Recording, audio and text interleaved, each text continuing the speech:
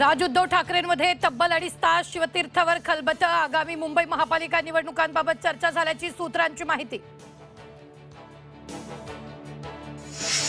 ठाकरे बंधूंच्या युतीची घोषणा 2 ऑक्टोबरच्या दसरा मेळाव्यात होण्याची शक्यता। महाविकास आघाडीतून विरोध झाल्यास उद्धव ठाकरे इंडिया आघाडीतून बाहेर पडण्याची शक्यता।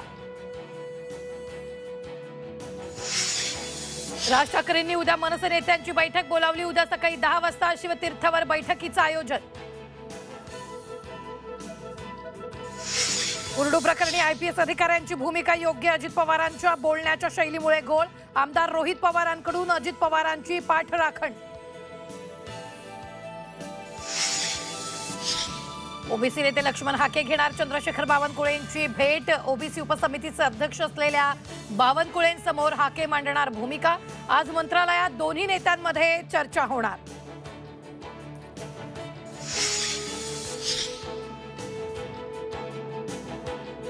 बोगस नोकरीसाठी थेट मंत्रालयात मुलाखत। नोकरीचं आमिष दाखवून 2 तरुणांची लाखोंची फसवणूक प्रकरणी एकाला अटक, 3 फरार।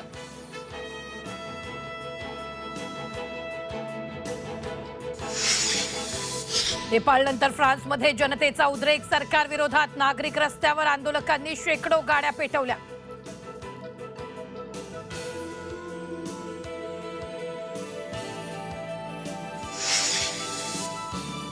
नमस्कार।